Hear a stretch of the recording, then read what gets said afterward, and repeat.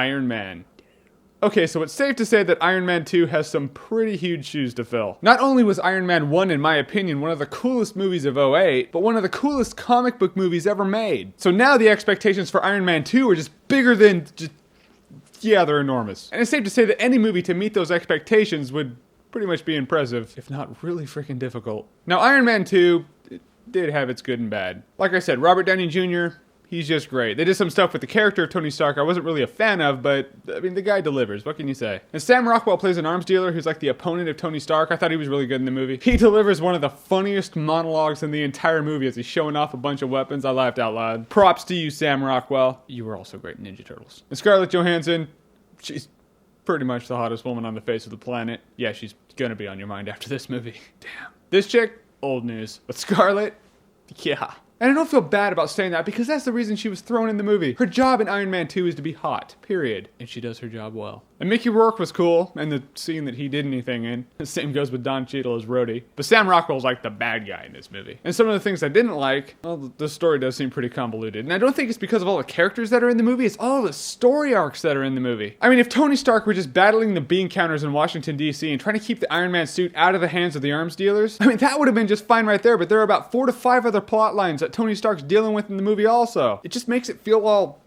cluttered. I mean, look at Iron Man 1. Iron Man 1 was the story of one guy with a bit of a narcissistic nature, but that's why we love him, who finds out the dark side of the business he deals in, so he makes a personal change within himself while he's in captivity, and makes an oath when he gets out. I want to protect the people I put in harm's way. Sounds good. But the whole time, he doesn't lose that Han Soloism that makes him him. He's like Han Solo if Han Solo was a billionaire weapons expert. But in one of the overly abundant story arcs in Iron Man 2, it shows Tony Stark being all self-destructive and drunk. You know, it's kind of pathetic to watch. You just watch it and you're like, Tony Stark.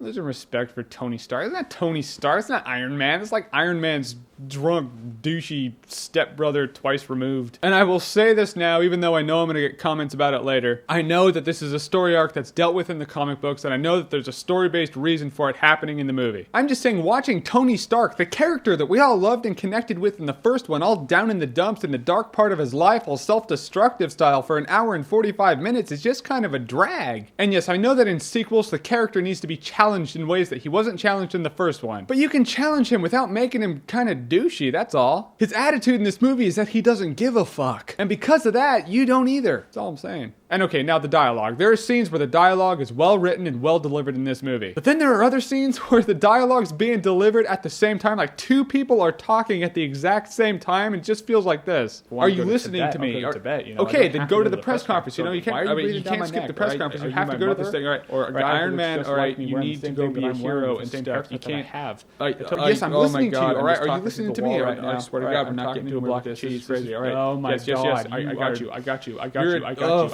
got you. But the climax of the movie was cool. We all saw it in the trailer where War Machine and Iron Man are just thrown down with a bunch of mechs. It was cool, fun, exciting, until it abruptly ended in a 45-second fight with the main bad guy. So I won't tell you not to see this movie. That would be impossible. Everyone's going to see this movie. You have to after watching Iron Man 1. And it's not horrible. It's not like Spider-Man 3 or anything. It's just not like Spider-Man 1, 2, X-Men 1, 2, Iron Man 1.